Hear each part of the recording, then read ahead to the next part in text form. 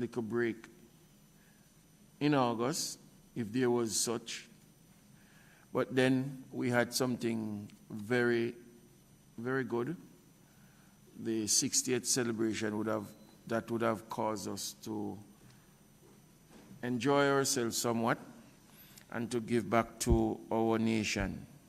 At this time, the minutes have been circulated, and we'll take it that the minutes has been read by us, and so we now move to any matters arising from the minutes. Sorry. We take it that the minutes have been read, and at this time that we ask for the confirmation of the minutes. So moved, Chair. Moved by Member Guy, seconded by Member Charles. We now ask on matters arising from the minutes. Chair, the matter of the visit to the Juvenile Correctional Centres, that was raised at the last meeting. Also, the committee's recommendation that the Cabinet Secretary be written to by the Parliament advising of the need for the accounting officers to attend the meetings when they are summoned. Could you give us an update on that? Madam Clerk.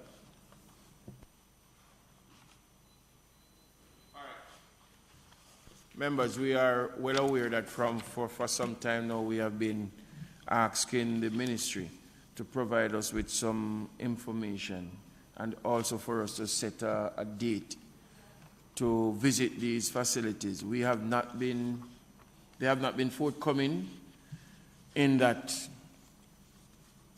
matter, and so Madam Clerk would have penned some follow-up letters to them.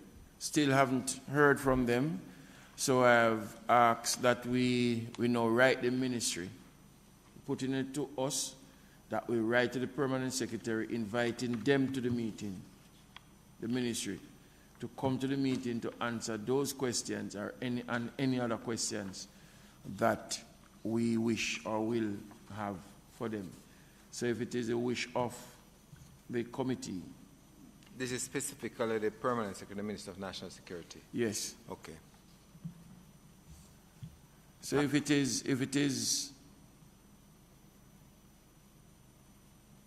the consensus of us that we do so, then we will just inform Madam Clerk to make haste on that matter. But Chair, what I find a little strange that we are going down this route, although it might be the prudent route to go.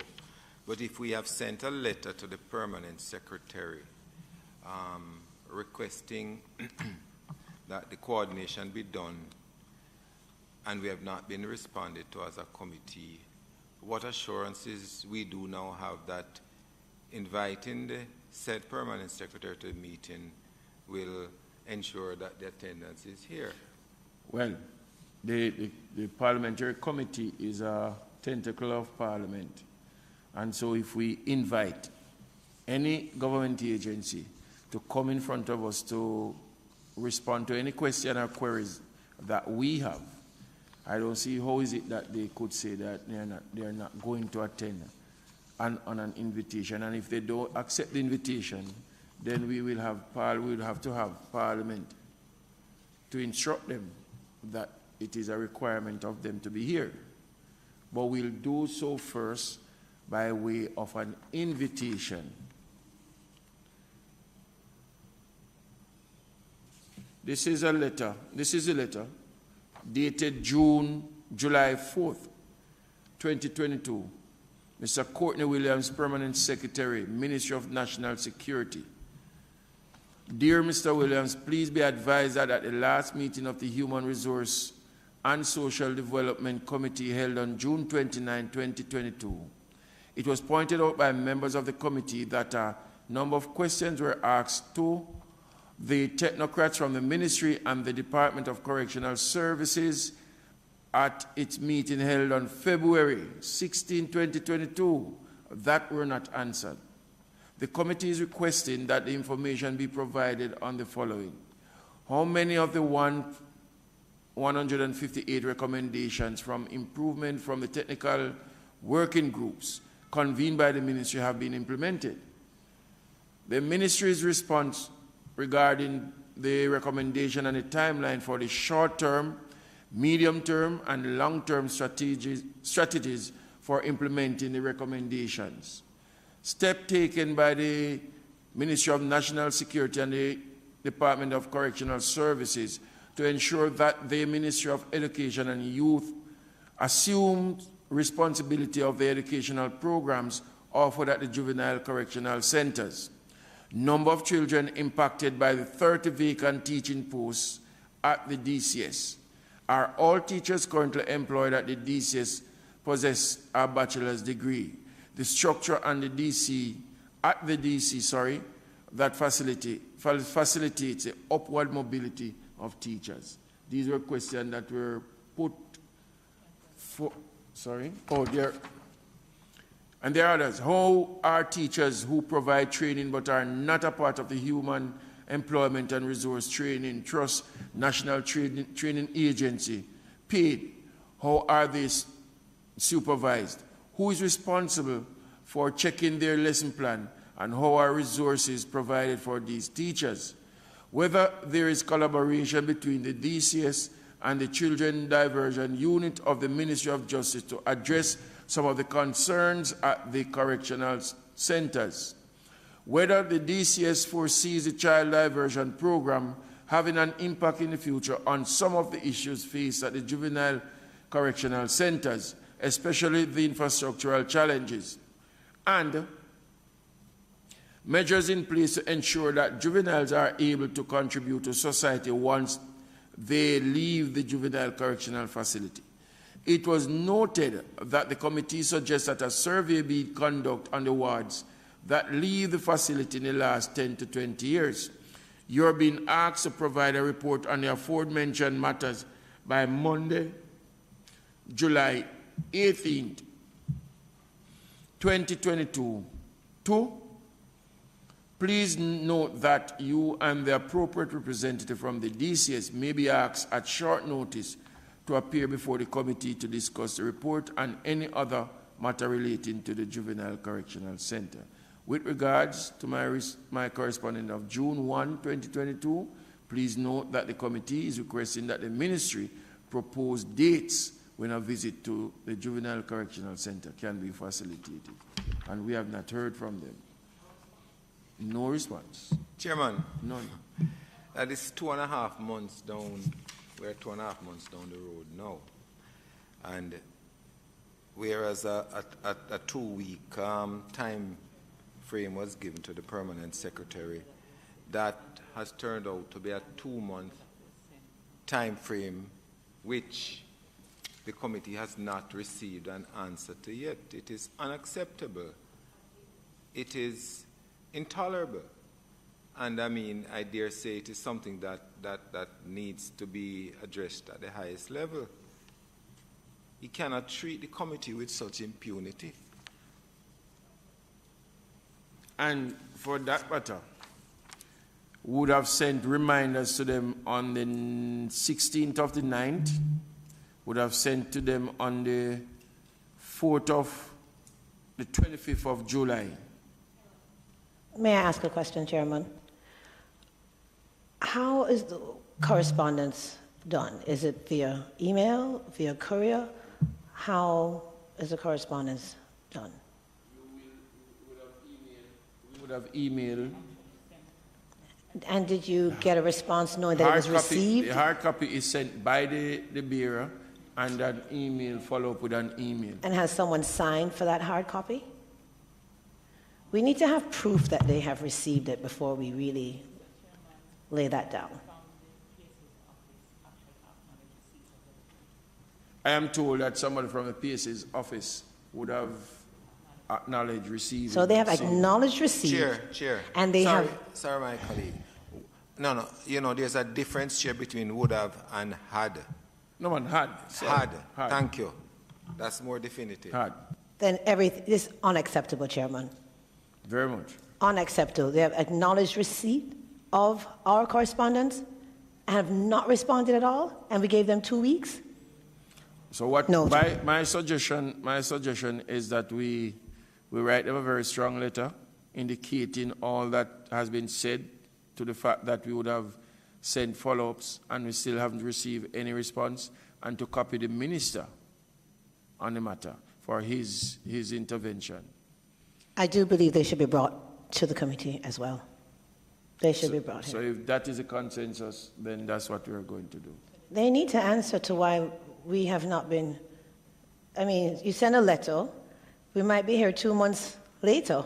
It might be December, and we're talking about it. The document speaks to the matter that the last time they were here was in February, and we would have said to them that these are the questions that we need answers to, 10 to be exact. Would have been sending reminder to them from then, and we have not received any response whatsoever, even though they have acknowledged the fact that the document sent to them they have received. And so today, the minute must reflect that the committee is asking that a strong letter be sent to them and copied to the minister for his intervention.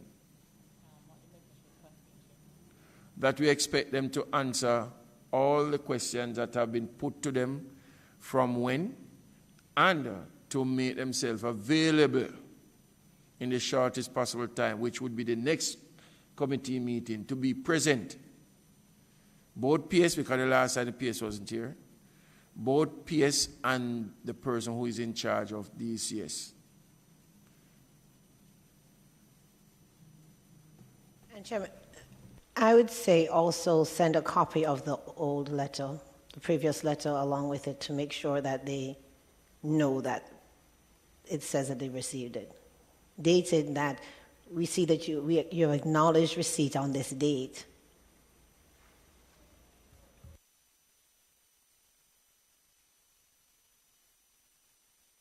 The one cabinet secretary. Is there any development? Oh.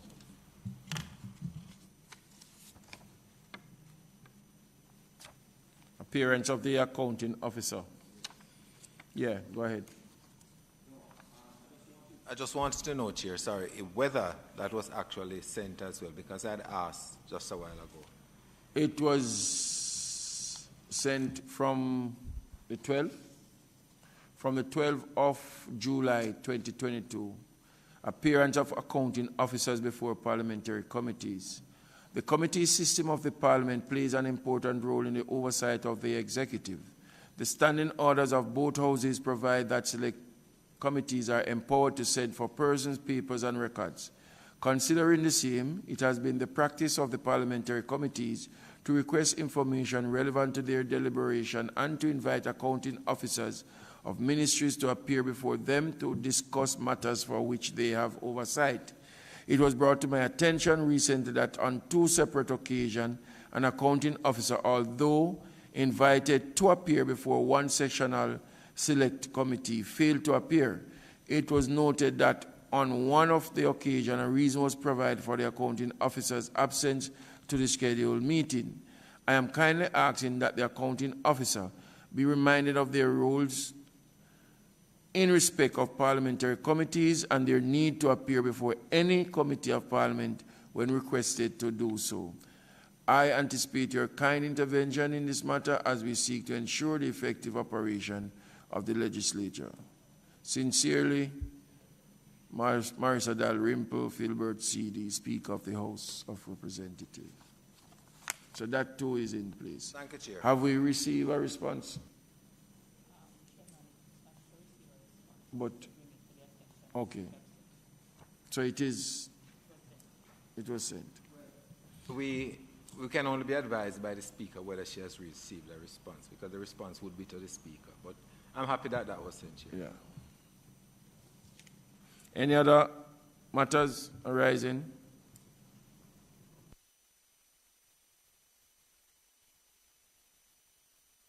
No other matter arising at this time. May we now have members.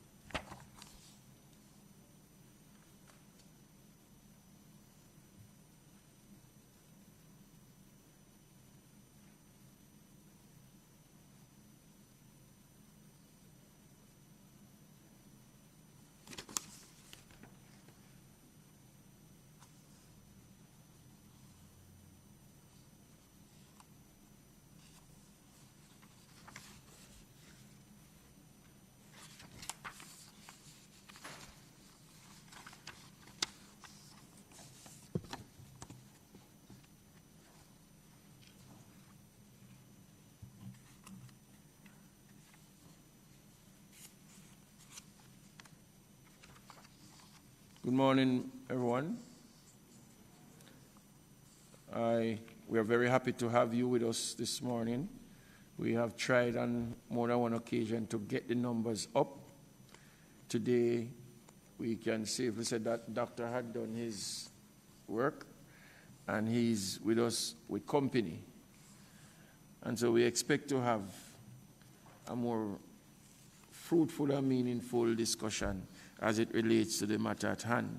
But before we proceed further, may we now have an introduction of your membership? Sure, Chair. A very, very good morning to the members of this committee. It's a pleasure to be with you today. Joining me, Chair, honorable members of this committee, Pro Vice Chancellor for Academic Industry and Partnership, and also Principal of the Five Islands Campus in Antigua, Professor Denzel Williams. And to his left, we have Mrs. Andrea McNish. She is the University Bursar and Chief Financial Officer. And I am yours truly, Maurice Smith. I'm University Registrar and Chief Administrative Officer. Thank you very much, sir. We would have sent to you a document which you are well aware of. You have tried on more than one occasion to bring us through it. Today, we are going to ask you just to take that document, bring us through it as best as possible for us to get a better understanding of where we are with that matter. I know the letter dated, you would have sent us a response, a letter dated indicating previous to the University Council convened its annual business meeting on April 29th, 2022, at which time it determined a number of matters, one of which was the implementation of the recommendation of a governance review committee. Please be informed the following terms of reference have been drafted. The new strategic 5-year plan title revenue revolution, and there are some other strategic plans that you have. So the floor is yours now, Doc. Thank you, Chair. So as you would have correctly stated, the University Council did meet in April to discuss and decide on a number of initiatives. You would have just alluded to those initiatives, Chair. I'm pleased to report that as it concerns the governance recommendations from the 2020 Chancellor's report, that the University Council would have appointed an 11-member implementation committee to oversee the implementation of those recommendations between August of this year through July next year, July 2023. That committee, Chair, members comprises of the Vice Chancellor and the Ministers of Education from Barbados and Jamaica, as well as the chairs of the campus councils for Mona, the Honorable Earl Jarrett, and the chair of the campus council for St. Augustine, Ms. Sharon Christopher. 5 all-campus principals serve on that committee as well, along with the Pro Vice Chancellor for the Board of Undergraduate Studies. The University Registrar, University Council, and the University Registrar serve as resource personnel to that committee. That committee is chaired by Ermath Harrington from Trinidad and Tobago, who is a change management specialist. I'm pleased to report, Chair, that that committee has had 2 meetings thus far and has begun to organize itself as far as laying out the infrastructure that will see to the successful and effective implementation of the recommendations as have been approved by the Council. That committee will act on behalf of Council. It's an oversight body, and it superintends the work of 7 small committees, 7 subcommittees: digital transformation, academic governance, corporate governance, financial management, etc., etc. So those committees, subcommittees are now being populated. Those subcommittees will comprise individuals from within and without the regional university to drive the actual implementation of the recommendations as approved by Council. And those committees will report to the Vice Chancellor, who is expected to report to this 11-member committee. That committee next meets the first week of November. And so, Chair, I'm very pleased to report that work has begun as far as implementing the recommendations, as far as implementing those recommendations is concerned. I'm going to invite, Chair, with your permission, Professor Williams to give a brief synopsis of the strategic plan that you would have expressed an interest in hearing much more about. The strategic plan embodies and gives life to the initiatives that will seek to reposition the university as far as its financial viability is concerned. Professor Williams. Registrar, before you go, you said it was a 10-member committee as per letter. Now it's an 11-member committee. Okay. Does the 11 comprise the chair? Yes, sir. But this is 12 now. So it is the Vice Chancellor, the University Registrar, University Bursar, and General Counsel are not actual members. We are just resource persons. Okay. So it's 10 members 10, plus okay. the chair would be 11. All right, okay. Yes, sir. My apologies. Thank you. Professor Williams. Thank you very much, Registrar, and very good morning to all. And I'm very happy to be here this morning to talk about the UWI strategic plan. I will just give a really brief update on where we are in terms of the broad framework of the UWI strategic plan and some of the major initiatives that we're looking at in terms of ensuring the financial sustainability of the UWI. So some time ago, you would have heard that the UWI generally has a deficit on its P&L, its profit and loss statement, to the tune of roughly consistently about $50 million US. Generally, what you would have seen is that the major funders of the UWI, the government through subvention and the students through tuition fees, they would normally provide roughly about 80% of the budget, and the students roughly about 20%. But invariably, what you have is a shortfall. The government from the 80% would normally provide roughly about 45% of that that they're supposed to do, and the students of their tuition, which should be roughly about 20%, normally comes down to about 15%. So that's roughly about 60 cents out of the dollar that you always guarantee. So that remaining 40 cents would now be made up normally through commercial operations and also some special projects and stuff like that for the UWI. But even with those, there is still roughly, as the bursar will allude to later on, roughly about $50 million deficit that you normally find very creative ways of trying to plug that gap annually. And so having seen that issue, the university has decided that we have to make a concerted effort in order to plug that gap finally and to make sure that we can restore the financial viability of the university in a sustainable way.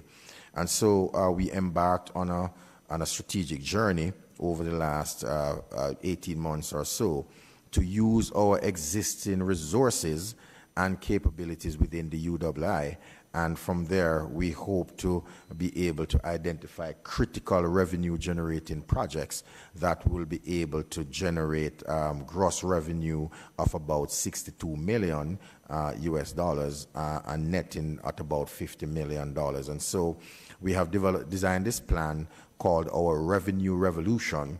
And the Revenue Revolution really speaks to a new way of using our existing resources and capabilities within the UWI so that we can generate the kinds of monies that are going to be needed to help us to plug that gap and move our university in a sustainable way financially. So what we would have done, we would have looked at our teaching and learning portfolio, and we would have said, okay, within this teaching and learning portfolio, how can we use our existing resources there to actually expand our revenue earning capacity? So we will be looking at things like how can we use our teaching portfolios to attract international students who will be able to pay the full cost for their education. as a way of plugging the gap. So we have targets to look at how many international students we can garner each year, and how many full fee paying students we can garner each year from what we call non-university grants committee programs as well. So that's really looking at the teaching and learning portfolio, but also critically, we're looking at our, what I call short cycle courses. As you would appreciate, a lot of development has taken place in the credentialing market now, and a lot of persons not really going so much for full-time degree, or those even who have full-time degree, they're still going to upgrade themselves through what they call short cycle programs. These are maybe 6 or 13 weeks programs that will give you some credentials, and as a result of that, you can become much more market ready.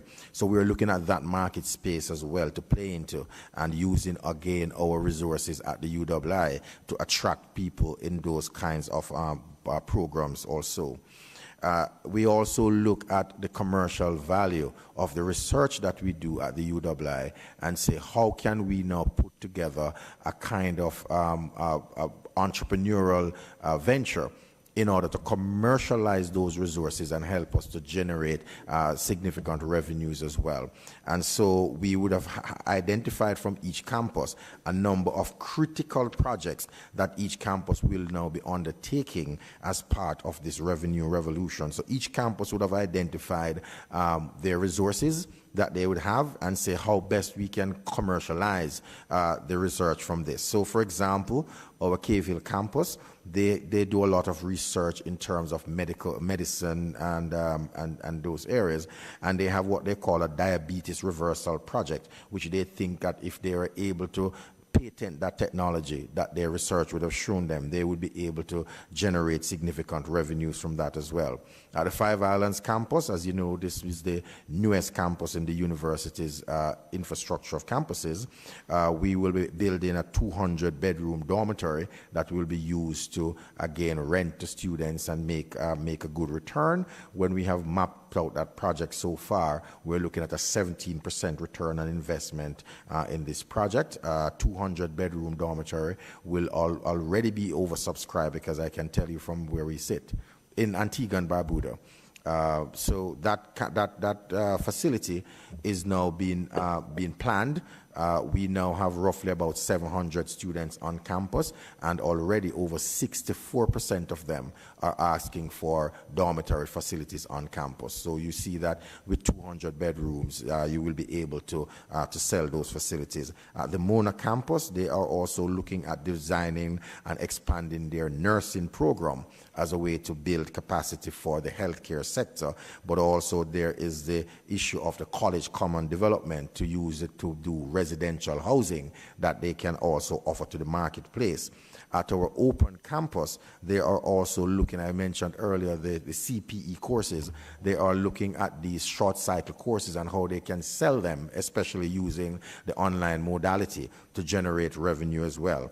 And at our St. Augustine campus in Trinidad, they have some exciting projects there as well that they can commercialize. So they're looking at things like the UWI Global School of Medicine, which is really to attract international students in the medical faculty to do the 4-year type of degree program. And already that project is looking to generate significant revenue, net revenue to the campus and to the university after year 3, based on the business plan that is now before them. That project is really supposed to be kicked off very soon.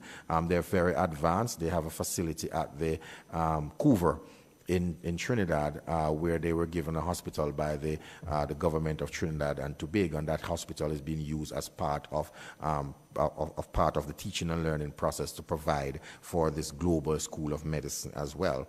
They also have a fine cocoa project that they're looking at using their agricultural base over there to produce cocoa that can now be used for chocolate and all those kinds of things. So they have set up a company that is now being used to commercialize whatever research and innovation coming out of their cocoa plant as well. So these are just some of the commercial projects that are also going to be used to generate the kinds of revenue that we talked about in addition to our teaching and learning portfolio. And I might just also add that while we're generating revenue, we're also looking at cost-cutting measures as well. And the digital transformation project, we are expecting to see a significant savings from that. Already this project is now in its very nascent stages, but we have now secured relevant funding to support the rollout of the digital transformation across the UWI, and we're expected to see some significant savings from this, where we're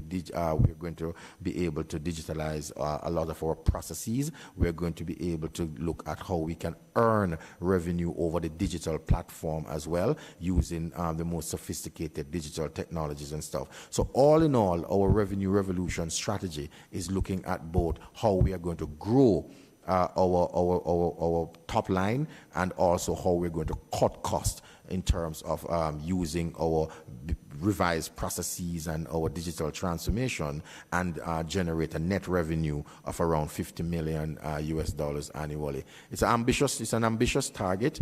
We appreciate that, but we like to set stretch targets so that we can so that we can actually get close to them and even exceed them. I was told by one of my colleagues that you have never seen somebody put on a hat without putting it above their head. So we should not make our targets become so easy to achieve. We should set such targets, work towards them, but making sure that we are actually doing it diligently to achieve. So our revenue revolution is really looking at how we can generate this kind of revenue. And as I said, over a 5-year period, a lot of these projects will be coming on stream once we operate and work on them very diligently in order to see a positive transformation of our UWI. So Chairman and colleagues, I will stop there for the moment, and then we can speak more about these as well. Thank you. Members. Thank you, Chair.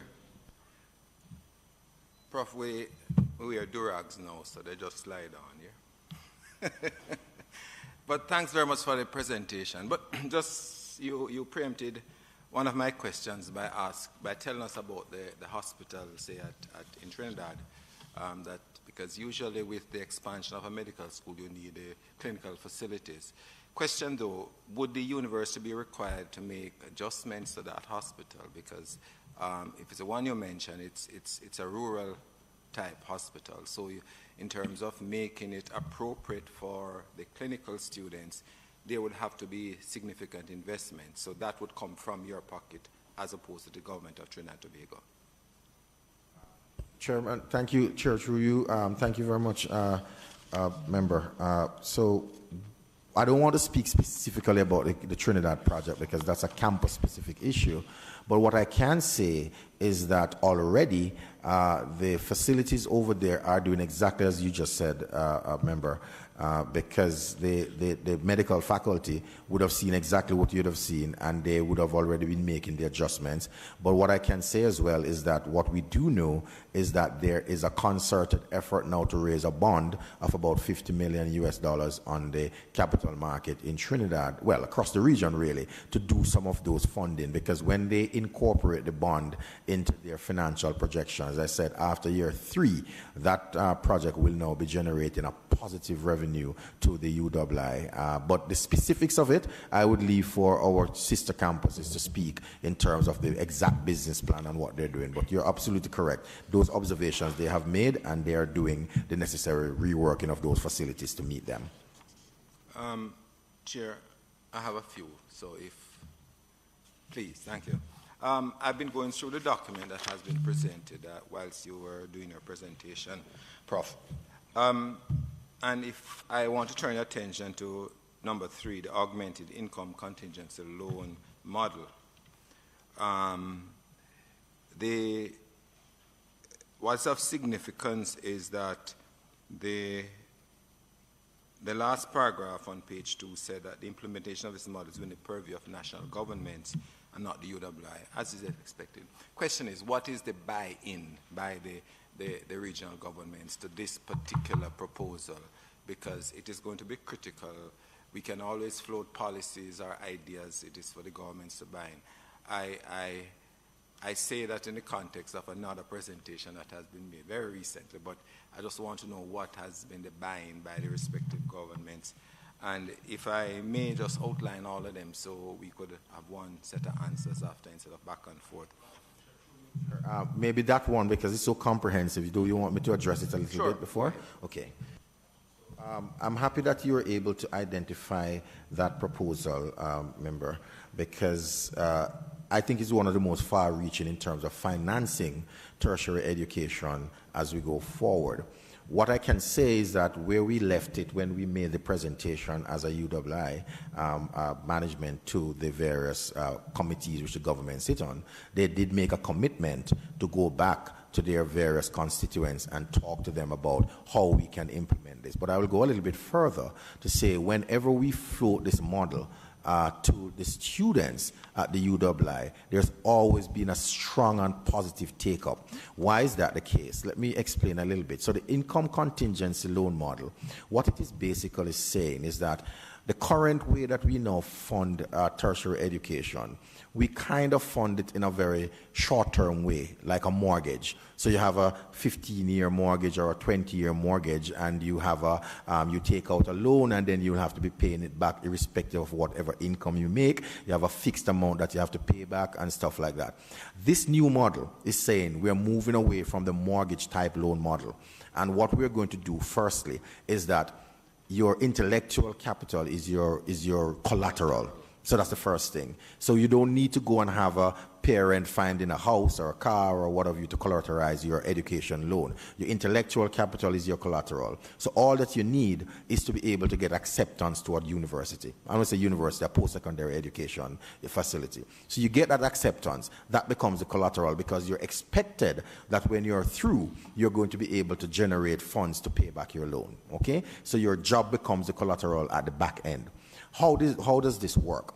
So you get into a university, you get into medicine, law, whatever facilities that are there. You don't have to upfront the tuition for that. The income augmented model says that the student loan bureau, or however you organize it, whether it be a government loan bureau or private sector led bureau, they will say, okay, medicine is costing you $10,000. We will upfront the $10,000 for you. So you don't have to worry about that at all. You graduate in 5 years' time, you would have had $50,000. When you graduate in 5 years' time, say you're lucky and you come out and you get a nice private sector job in the medical facilities, and you're making $300,000 a year. You will sit with your loan agency, and you will say, I am making $300,000 a year, but these are my other commitments. And based on my other commitments, I can only pay 2% of this per year towards the loan. And they will structure it like that. Somebody else may say, based on my other commitments, I can pay 10%, and you will structure it like that. So what you would have seen is that you have already moved away from the mortgage type loan to say 5 years' time to repay at 10% and all of that stuff. So you recalculate and you give the chance to a greater flexibility to the student in order to pay this. The students like that approach because what they're seeing now is that repayment doesn't have to become burdensome. They will pay, but it doesn't have to become a burden for them to repay. So we look at it and said, your repayment is contingent on your income. Okay? So that is really what that model is asking for. But importantly, say after 40 years, you're unable to pay your loan. The state at the back end should be able to take up whatever portion that you were not able to pay. But the truth is that on a chance of probability, what's the chance of somebody graduating university doing well and not able to pay off their loan in 40 years? What's the chance? It's very, very slim. So the truth is that when you look at the practicality of implementing this, one of the things that you have to now talk about is how is it that you're going to structure your loan bureau or your loan facilities in order to make sure that this is seen as a long-term investment. So if you think about it in a very positive way, this is really providing a new asset class for investors because pension funds that have a longer life cycle in terms of their own investment horizon. This is great for them because a pension fund that is going to be investing in the loan bureau today is not expecting a return only for tomorrow, but you're expecting a return for the next 40 years down the line. So this now becomes a new asset class that our financial sector can also participate in. So it is not that the state itself has to provide the backing funding for this kind of model. You can now open this to the private sector, and you can say to the private sector, I am now giving you a new asset class. All these pension funds around the place that have all of these monies and looking for something long-term to invest in. You invest in education, the return is almost guaranteed, because the chance of somebody graduating university and not getting a job is very slim. The job may not be exactly what you want, but you will always find employment, and you can structure your payment in such a way based on your own ability to pay. So what it does, it reduces the burden of payment on the student. It provides immediate and upfront cash to the institutions that are of higher learning, because they don't have to be waiting on subventions from the government. The Bureau will provide all of that. So there's a win for the students, there's a win for the institution, and also there's a win for the government, because what it does now is to take away the need to provide subvention upfront, and also the fiscal space. It gives you more fiscal space as a government to operate in that regard. Are you saying, Prof, that in this proposal that the 80% of contribution from the territories would no longer be in place? Correct. In a sense, if you structure it properly, you really don't have to go to 80%. In most countries that have used this, what you would have seen, Australia, the United Kingdom, etc., the government portion is cut, because right up front, what you're going to have now is much more cash that is going to come from the student fees into the institution. Because as I said before, the students will now don't even have to be finding that money out of their own pocket up front. It's the institution that is lending, whether it's called a bureau or what have you, giving you that money. So therefore, the need for government upfront funding would not be there as well in terms of the significant volume that they're spending. So there's a win for everybody, basically. I want to segue into something, but I'm just reminded of an experience we had in campus, Chairman. Usually expect that you're doing, say, a bachelor's degree in social sciences, 3 years, you know. We had a student who was there for 7, 8 years. You know, I think Mr. Siaga made a reference to him sometime in one of his budget presentation. So part of this presupposes that the student will graduate in a particular period of time. All right. If I may, member, well, just to reiterate that these are ideas that have been mooted, so it's now the discussion really will need to take place at the national level among the governments themselves. Thank you. I understand. And I think this is also part of what could also be part of the overall contribution from our little grouping here. I find it a little distressing that you have indicated that the 80% from the contributing governments has whittled down to 45%, thereabouts.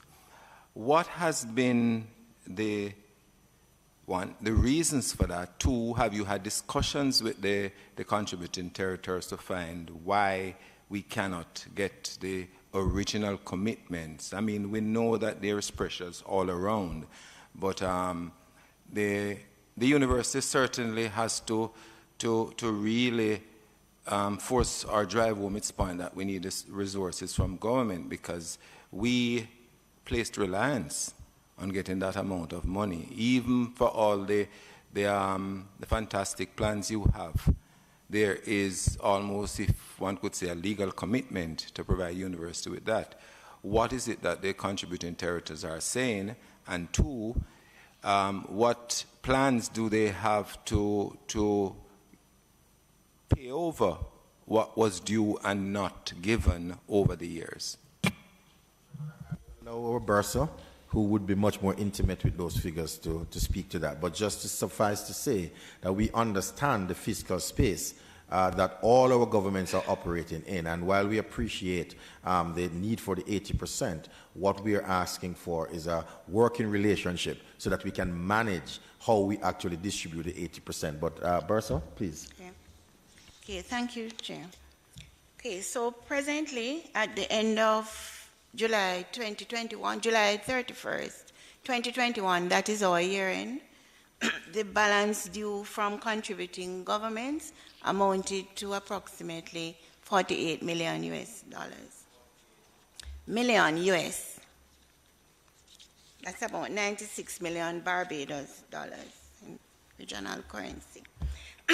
So that figure has it's comprised of governments who are actually... No, might I ask, is that the amount that is due for the year 2020 to 2021? No, to date. To date? To date, right. Over the many years? Years, to Okay. July 31st, right. Is it, what I want to be specific is it for the budgeted year or is it over a period of more than Over a 1 year? period of time. So sums would have accumulated from year to year. So as at the year end, July 31st, 2022, You have only received 48 million US. no, the balance that is due, having billed them over the years and collected, Okay. then the balance that is now due amounts in total It's 48 to million. 48 million US. The next question, though, is per country, what is their contribution? Well, it varies. There is a billing formula that we use to allocate the billing to each government. And that depends on the student numbers, the number of students that a government may send to the university, and the budgets of the university campuses and the university center. There are other factors like the exchange rates, The reason, Madam, the reason for the question is that too often we hear of the government or the different government not doing enough for tertiary students. Right. And so we want, because I know that John Public is watching, and we want a message to be sent to them that contrary to what they may be thinking of government not contributing, the government, yes, indeed, is actually contributing, and this is the figure that is being contributed per government by way of the number of students that each country would send. Right. So for the year 2022, just as an example, the three major governments that contribute to the university are the government of Jamaica, the government of Trinidad and Tobago, and the government of Barbados. Right? So with respect to the government of Jamaica, these three governments, they give a commitment. The commitment is a fraction of what the billing is. So you have the number of students, the budgets, and you know what you should be getting. But since 2019, they have been giving just a commitment, and that is paid consistently on a monthly basis. So in the case of the government of Jamaica, the commitment that we had for the year 2021, 2022 was just about 8.2 billion Jamaican dollars. The commitment from Barbados was 91.7 million Barbados dollars, and from Trinidad and Tobago, 556 million TT dollars. About 8 billion. 8 million or 8 billion? Billion, right, just about 8 billion. That's Jamaican dollars, right. So that is the commitment. The billing is much more. So the billing is based on what we would have expected. In the case of Barbados, the billing was 115.6 million Barbados dollars. Case of Trinidad and Tobago, 656 million TT dollars. And in the case of Jamaica, it was 12 billion 876 million Jamaican dollars. So there is a shortfall. When we tabulate what that amount is on an annual basis, it's in the region of about 56 million Barbados dollars each year. So that is written off the university's accounts. So you're essentially saying that in terms of our billing and our commitment, say for us, we are about just 2/3 of the billing. Right. All right. Let me ask a question. For that shortfall, How do you appreciate that fact? Oh, appreciate. Explain what you mean.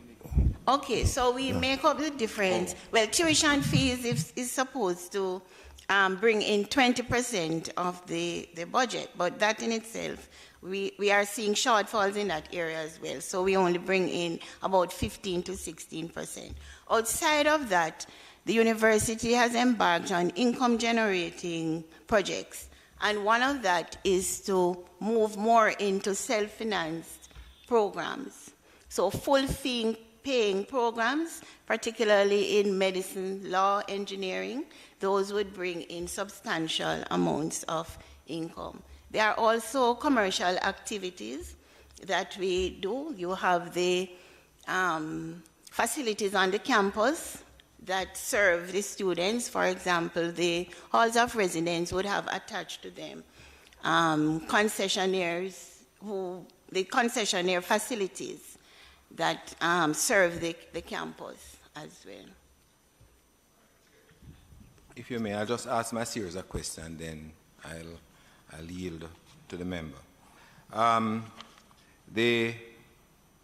You mentioned in terms of post-employment benefits that there is going to be some discussions with particularly the unions. Now, that is going to, usually is a difficult road to go down in terms of how you renegotiate the benefits. And I'm aware from being on campus that the benefits to lecturers and retirement is usually quite good. Now, they have become accustomed to it. They have placed reliance on it. Now, it's going to be a hard task. I know that it can be done, but it's going to be a little ticklish in going down that particular route. The second one I have, our comment, is I see you have a 10-in-2 strategy. I don't like these 10-in-2 and 1-in-1 and 5-in-4, Chairman, but I'm going to ask in respect of that, why you had to sought to increase revenue by 10% or reduce expenditure by 10% in 2 years? Couldn't you have said, or both, from a baseline? Because you could, that probably, it would demonstrate that there is a greater energy in wanting to improve the finances of the university. The other one I have the comment on for now is specifically as it relates to Mona. And I know in 48, our university was established, right? Yeah. You got a whole big piece of land, right? But it was for a 50-year lease. How far have you gone in terms of having those lands vested in the university so that you have ownership, so you can develop it properly for some economic benefit to the university? University versus you, should take the question on pensions and PBC Williams, the 10-in-2? Yes. Okay, so with respect to the pensions liability, I believe we had mentioned that it's a legacy system really that we have. Years ago, when foreigners usually are attracted to coming to the Caribbean, part of that attraction would be they would be able to maintain their pension facilities as they were accustomed to coming from overseas. So we have that system which has a supplementation element to it, and that is what is referred to here as the cost driver in that line of expenditure. So we have been engaging the unions in the sense that we have an augmented pension committee which comprises the leadership of the university at certain levels, the unions, and other members of staff. And that committee discusses all the areas related to the benefits that are given. as related to the pension benefits. What we have found is that in the advent of reporting in accordance with international financial reporting standards, we have had to display in the financial statements what the cost of post-employment benefits will be. And so it has come more to light what our obligation will be. So we engaged a consulting actuary to look deeper into it, and they have given us some recommendations on how to reduce the cost. There are several strategies, and it's just a matter of finding the ones that will get a win-win situation. As you mentioned, having a unionized environment will make it a little more difficult. But we think we are at the place where we can engage them successfully. But as a follow-up to that, Chairman, we are coming from an environment where, in terms of vacation leave, and so we usually make provision for the 2-week trip by sea to the UK and back, plus the vacation period. Now, with communications and transportation much easier, the government of Jamaica has moved away from that. Has the university similarly reduced those times in terms of what the entire vacation period will be? Because those are quite generous, and I want to know if they still exist. Well, at the moment, member, through you, Chair, the entire HR framework is under review, so we are engaged in continued negotiations with the unions, and might I add, and it is important for me to state this, the reason we haven't gotten farther is we aren't dealing with one campus. The general HR framework is binding on all the campuses, and the nuances from territory to territory are slightly different as it concerns the legal provision. So we are in discussions. We have been, the HR framework, which is more commonly referred to as Ordinance 8, we have, in fact, the management completed its proposal and sent it to the unions in September last year. We have to date had 2 discussions with the unions, because they're also full-time members of staff, teaching members of staff. So the discussions continue, and inherent in that, as the university bursar would have spoken to, is a commitment, a willingness to look at all the provisions, because there are huge cost implications that affect all of us. So the negotiations have been and promise to be robust, but it's something that we are committed to. We are seized with the importance of reviewing, revising all the provisions. We are quite steep in ensuring it. Yes, it exists. There are some things that we have done. There are some adjustments we have made to respond, for instance, to how we treat with members of staff who are unable to travel overseas by virtue of the implications re the pandemic. So there are some things that we have modified, but the robust and rigorous discussions continue. Thank you, Registrar, Chairman, and colleagues. Just to add to what my 2 colleagues have also said about the issue of pension, just to note that as a university, we have also been looking at those areas that we can make an early dent into in order to deal with these post-employment liabilities that we spoke about. And so the UWI had contacted Dr. Doddridge Miller of Sagicor, who, as you know, is one of the major life insurance companies across the region and major actuary as well. And he had put a proposal to the UWI, which is now under consideration, which to look at things like revising the discount rate and things like outsourcing the medical benefits to much more providers and stuff like that. And the aggregate impact of all of that would be roughly about 7.8 billion Jamaican dollars in terms of reducing the liability. So those things again are under consideration. Those are practical and real things that can happen once you have the negotiation, because you'd have to negotiate with your partners to review the discount rate. You'd have to make the medical benefits become much more open in terms of people bidding for it and stuff. And on those bases, you can save about $7.8 billion. So I think we're heading in the right direction, Chairman and members, in terms of looking at the post-employment benefits as well. But significantly, while you deal with those, we still have to deal with the cash part of the business as well. So we have to look at how we generate the cash flow.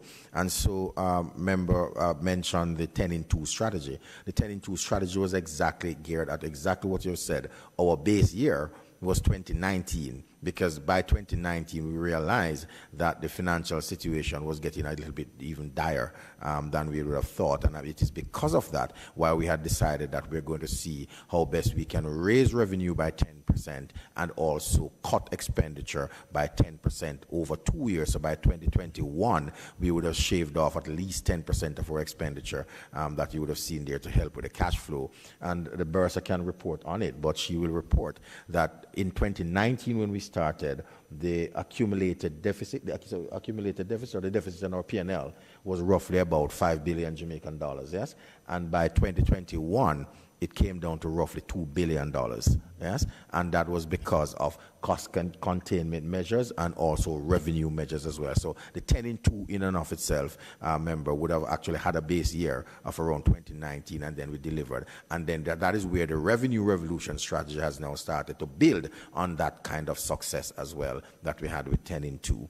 The issue of the lands to UWI, you're absolutely correct. That's a discussion that is now on the card with the government of Jamaica, because you're right, once it's vested in the UWI can now use that to do a lot more rather than having a lease over the land. So I think that is where the Mona campus would have now started a discussion about developing the college commons lands as a part of residential housing, etc., once that is fully vested. And I think they have been very advanced with the government of Jamaica in that discussion. So you should hear more about that from the campus-specific perspective. Good morning. Morning. I'm curious, who do you consider an international student? In our context, again, each campus, thanks, member, in our context, each campus has their own definition of an international student, but broadly, we're talking about non-Caribbean people who are going to be paying the full cost of their education. So, for example, we have maybe a medical degree, which our students would pay roughly about, say, maybe 20,000 US. An international student is not subsidized by their Caribbean governments, would be paying maybe 100,000 US dollars, which is really extra regional students, really. So our international students have a separate fee? A separate fee? Yes, they do. Yes. And your fees are general and uniform throughout the Caribbean? No, not necessarily. So is it more expensive to get a degree in math at Trinidad and Tobago than it is in Jamaica? Relatively, it depends, because, as I said, some programs are cheaper in different campuses. So I can speak to social sciences that I know generally. So a social science degree would roughly be about 2,500 US. The students pay, but that's not the full cost for the degree. A social science degree would cost you roughly about maybe 12,000 US, yes? But the students paying their 20% would pay roughly about 2,500 US. In the other territories, it's almost standard. Some maybe just go to 2,000, some maybe 2,200, etc.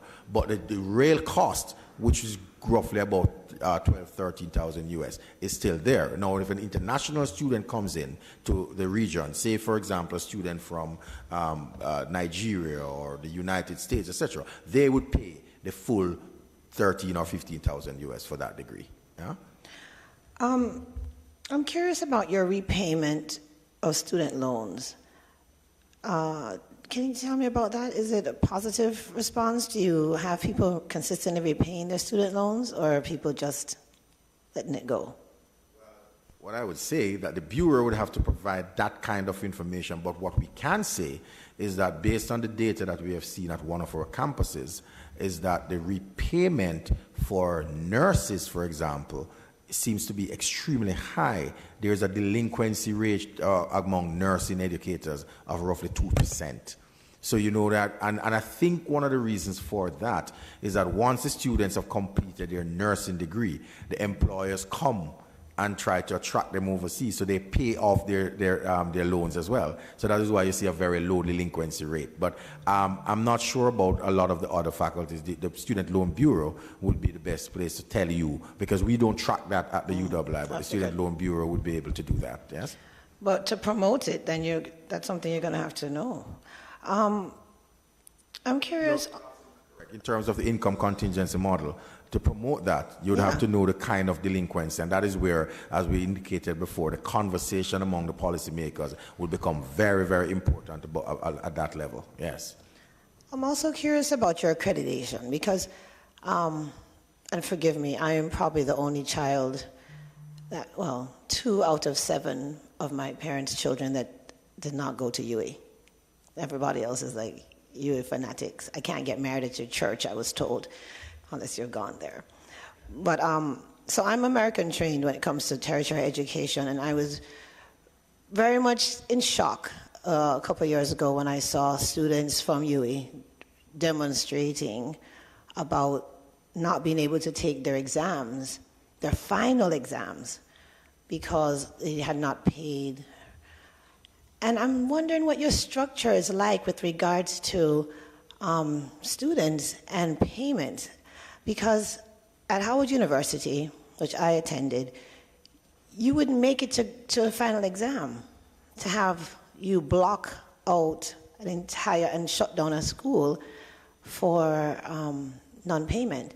So walk me through what happens as a student, because we have to have a structure where you can collect these funds.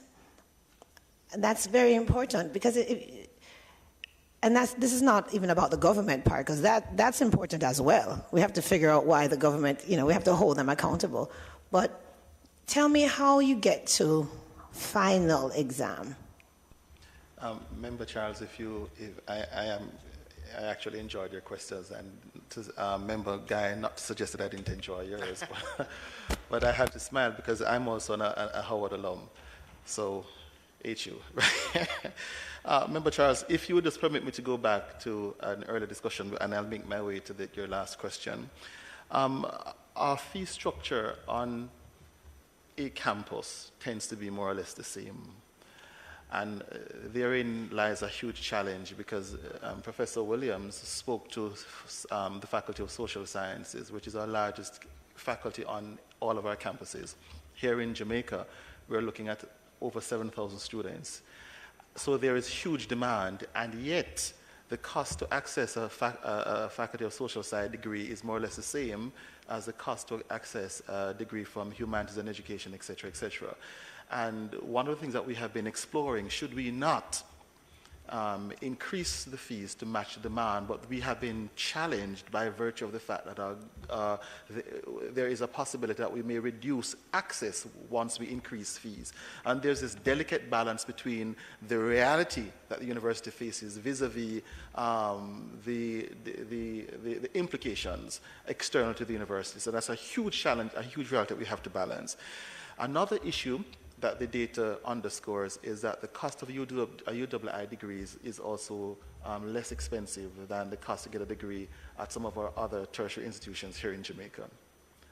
Yes, the data supports that. That's an interesting conundrum. Yes. The third and final thing that I wish to say as it concerns our students, over about a decade ago, well, upwards to about a decade ago, the university we would have students that we would bar students from continuing their program once there was an inability to pay fees. And hence you would have seen a number of students protesting over the years. The University of Technology Jamaica, they would have allowed their students to continue their program upwards to their terminal exams. The University of the West Indies would have started that model, so we no longer have students on a block list, so to speak. They have to settle their accounts before they do their final exams, but that was not always the case. We didn't allow them to start classes once fees were outstanding. But again, in creating that delicate balance between what the university needs to do, which is economically and fiscally prudent for itself, vis-a-vis having to exclude students who were, in many instances, they were the first and only ones in their family accessing tertiary education. We took a relaxed decision to say, continue your program, but settle your accounts and get financial clearance before you do your terminal exams. What we have discovered over the years is that though we have done that, we have increased the risk because the university expends resources because we have to pay lecturers, we have to undertake administrative functions to run the university, but at the end of the day, having delivered the service to the student in the best interest of the student, we do have students who are unable to pay. So although we have taken a relaxed approach to allow the students to continue their program, the truth is that comes at increased risk because we have expended resources and we're not in a position to recap until the student settles his or her account, subject to which they are given their degree. So it's a delicate balance. I understand the delicate balance, and I'm pro-education, and especially for those students who are the first in their family, you know. And running a university is also a business. And it's very expensive.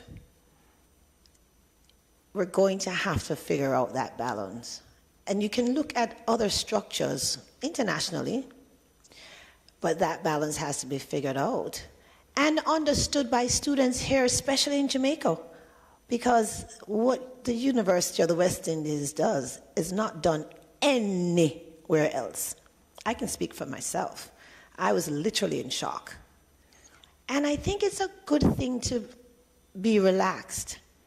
But I think the students need to know that there's no other country, no other university that's going to allow you to spend an entire semester getting knowledge on chemistry, organic chemistry, and you don't pay for it. Nowhere else. So that balance has to be figured out and still inspire students to come and learn. I must also, while you look into revenue revolution, though I'm not a UE graduate, my brother's a neurosurgeon and he's excellent.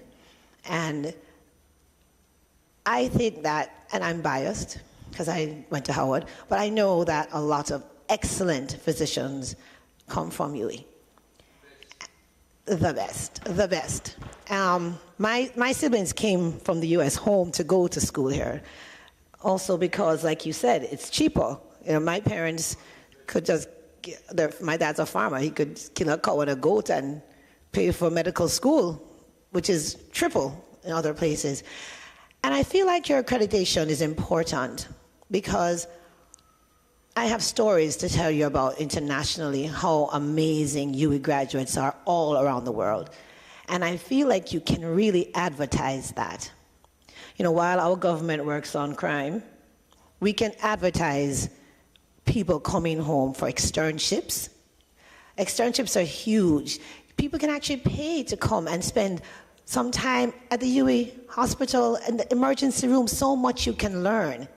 And we have nurses that, because they learn so well here, that's why people steal them. But we can also recruit student nurses to come to us.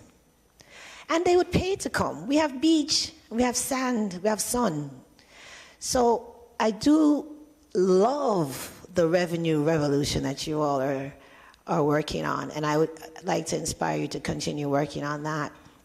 I did my externship at DC General Hospital, and they thought that they were the best when it comes to gunshots in your jaw. I'm a dental surgeon.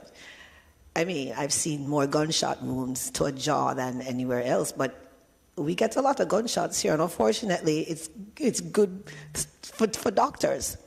So I think that's something that you should really look into, an externship program that people pay to come, and then have to work on how you're going to put them up, you know, with regards to some kind of residency. And people will pay. It's Jamaica. Play some music. They'll come. And they'll also, you know, help rotate, because I see a lot of tired physicians and workers at UE. So I think that's something you could add. And there was something else I wrote.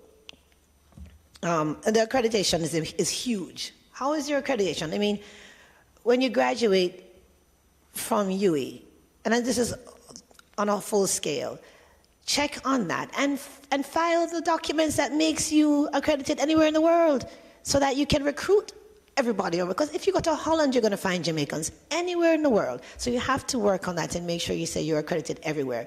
English, US, everywhere. I'm inspired. I mean, my kids are not at UE, but I have always loved your university, and I want you to keep in the back of your mind that even though you're educating a nation, and the Caribbean and internationally, that you still are running a business. And tertiary education is a choice.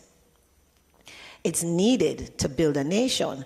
But the students that come to you, we need to understand that they have to figure out how to get the payments done, because we can't go bankrupt.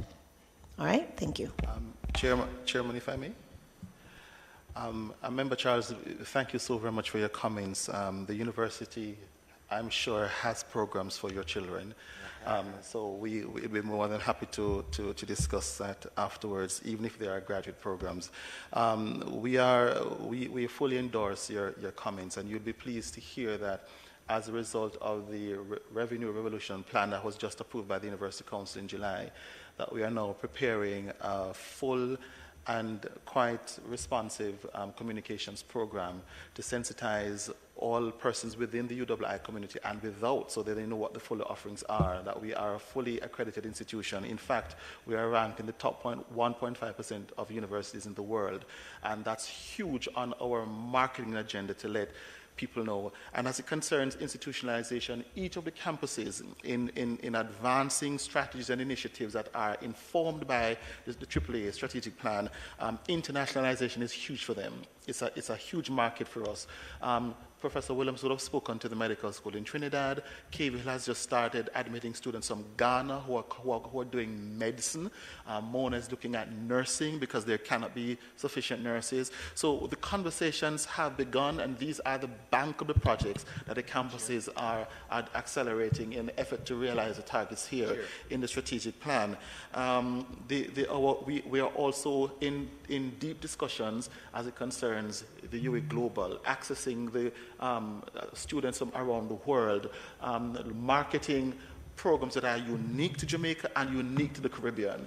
So the university is taking flight as far as developing and implementing practical initiatives that will not just expose what is unique to Jamaica and to the region, but also at the same time ensure that we take much more of the global market that exists.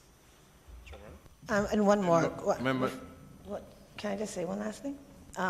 With regards to the students that you bring in, can you also consider for some of those who don't have enough funds and might not be able to get payments, funds to pay their fees, some kind of way that they can pay back by either lecturing or being a dentist for the government, or staying, and helping and rotating, because that's important. You can actually have people here. We're lacking dentists all over the world, but we're lacking dentists right here, especially in St. Thomas, Eastern St. Thomas. So I think that's something you should also consider, because there are people who would be happy to commit to 5 years of giving back.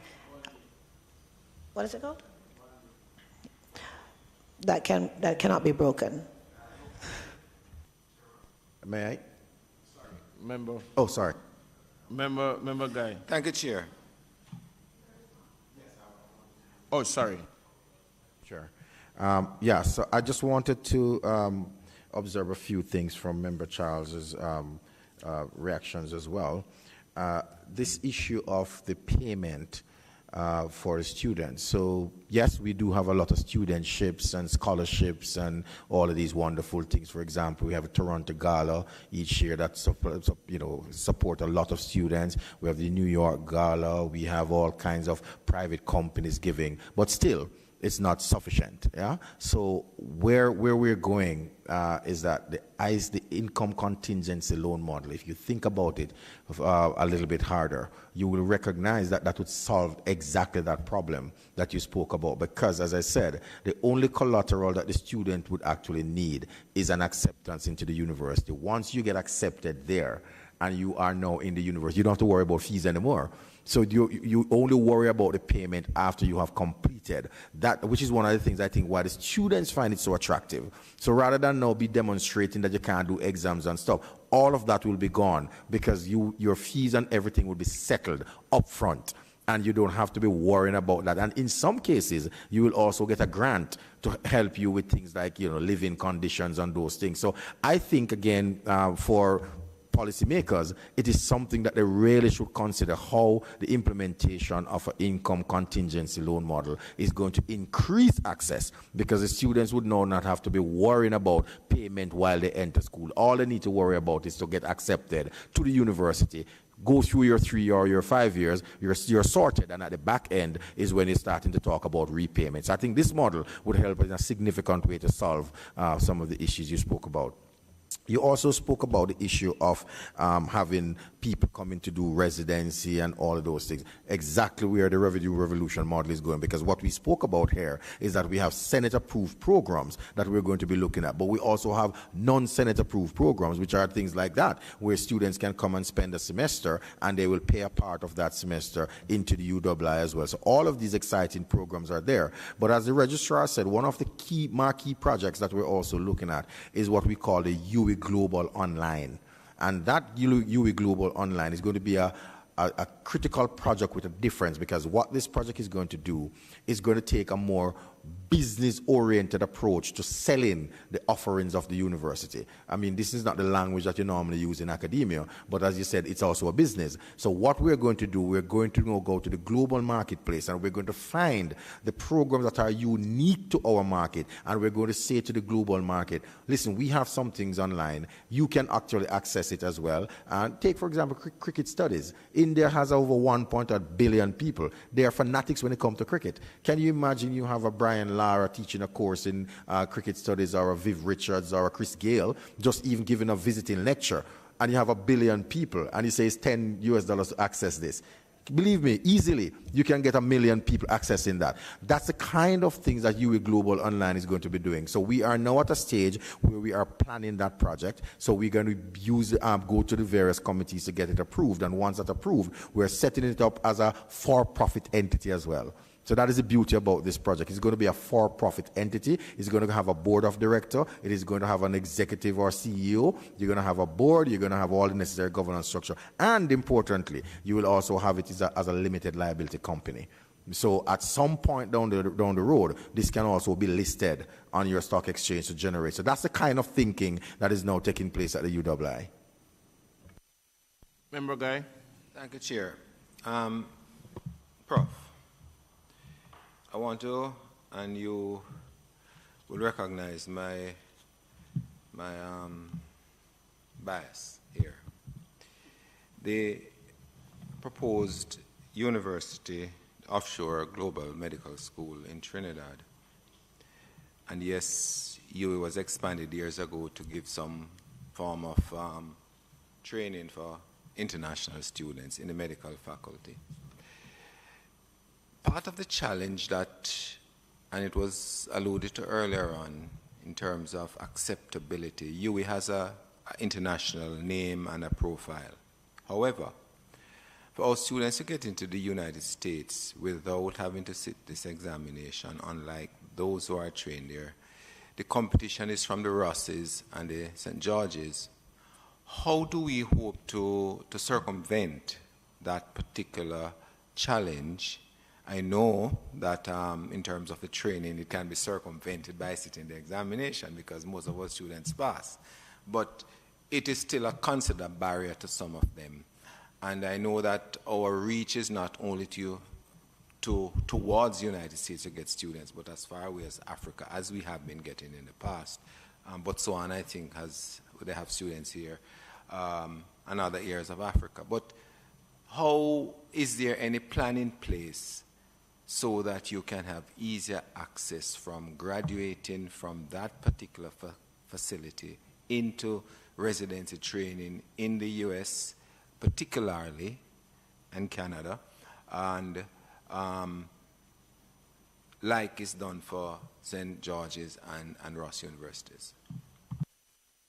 Very much, Member Guy. So Chair, again, as I said, it's a very specific project, so they will give you the details. But what I can say, we're not saying we're setting up a Ross University or St. George's, but it's the exact model, that a similar model rather, that they have used, that we're going to be using for this UE Global School in Trinidad. Because what you will find is that we're going to still have our traditional medical program, and then this is going to be alongside that, that is going to give them the access to exactly what you have just spoken about. So this is not going to be intertwined with your existing medical program. So you're going to still have your 5-year medical program that is accredited by CAMHP, because as you know, CAMHP made it abundantly clear that this global school, if you're going to get it, then you will have to re-accredit all of your medical program. And they made it clear that we will have our traditional medical program separated, and then we will have the offshore medical program that this particular school is going to be dealing with. So all those issues now will be settled through that program, and they're setting up their structures and their boards and the quality assurance to ensure exactly that. Yes? Are there any other questions? Are we satisfied with the presentation by members of the team? Maybe if you hadn't asked, Chairman, I wouldn't have asked. But the intellectual property rights out of research that is done at the different campuses, I've been looking at what you have here, and most, to be unfair to say it is all, but most of what you have coming out of MONA is out of medicine. We have a significant biotechnology department at UE, and I've only seen two patents here, one pending that could be attributable to coming out of that center, or it could be another center then out of UE. But is there a recommendation or a need or a tasking of all of these other areas in UE to develop things that, well, industry needs, that sort of thing? Yeah, thank you, Member Guy. So if you look closely, the new plan does speak to there being targets as it concerns patents at each campus. So yes, and to support that, a part of the infrastructure that we're building out really is an IP policy that is being developed. We are now at the point where we have consulted with the unions and we are finalizing the draft, and I'm expecting that it will go to our governing body for discussion quite soon. But yes, we are looking at intellectual property because we will need to safeguard that at the level of the individual member of staff and also at the level of the university, and that infrastructure is being outfitted as we speak.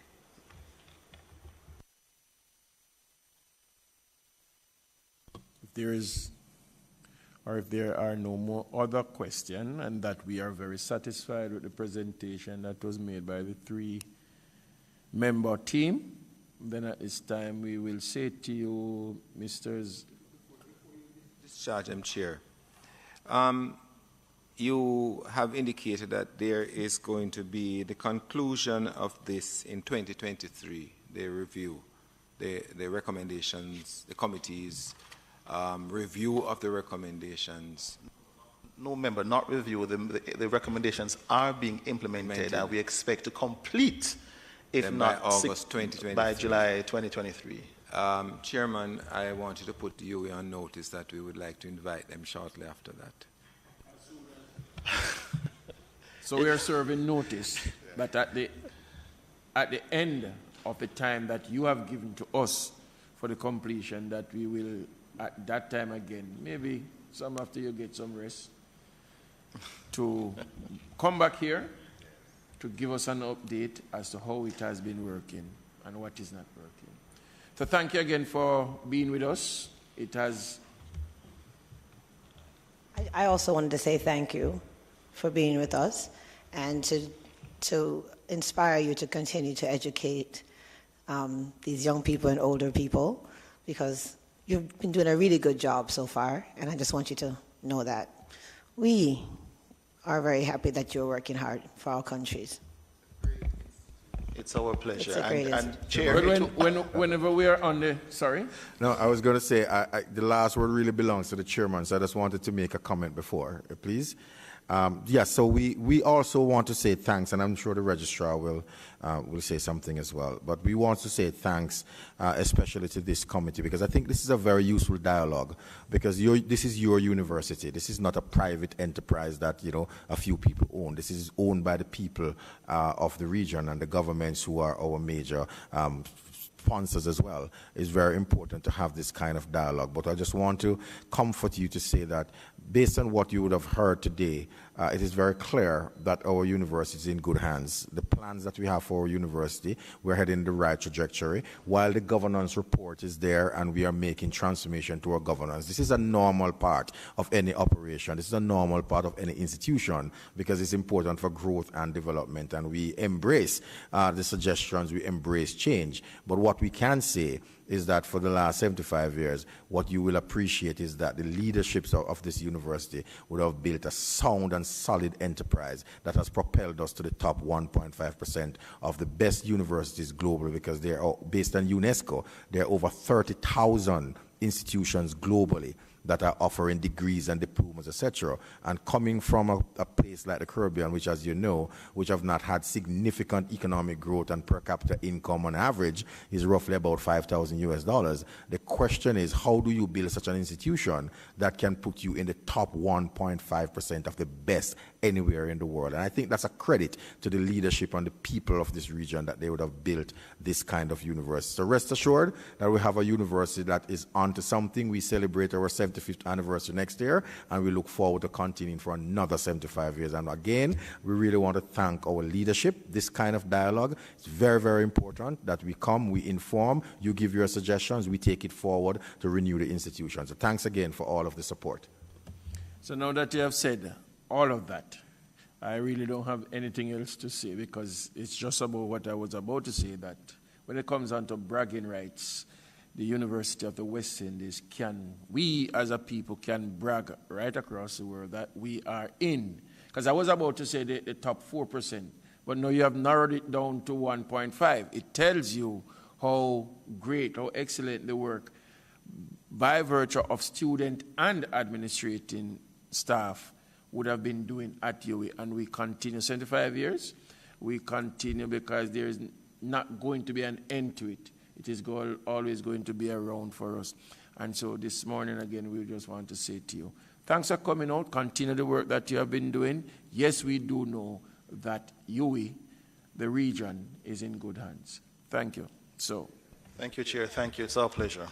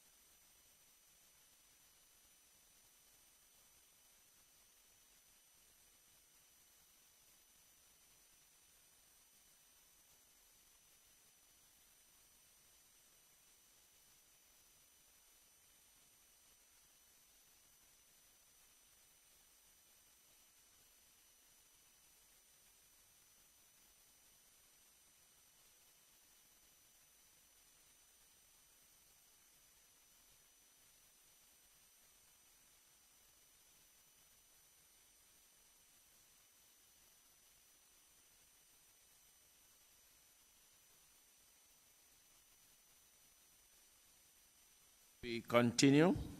Are there any other business that we wish to discuss at this time? None? Oh, sorry. I see you have the draft, the second yes. draft, Chair, but in the absence of so many members, I think it might be prudent to defer it. I haven't read it myself. It is in light of that what I'm asking for a deferral, but unless the others have. We will defer the draft report for our next meeting. Do we know, we have a date that we could set?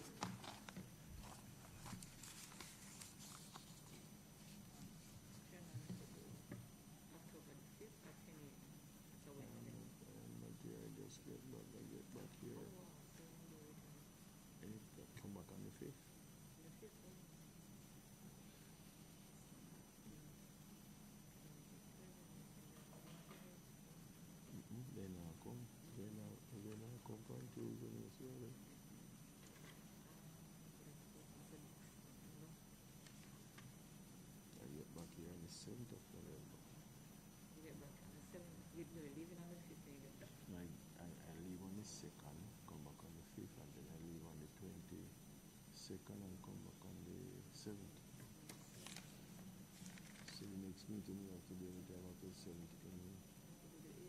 Yeah. All right.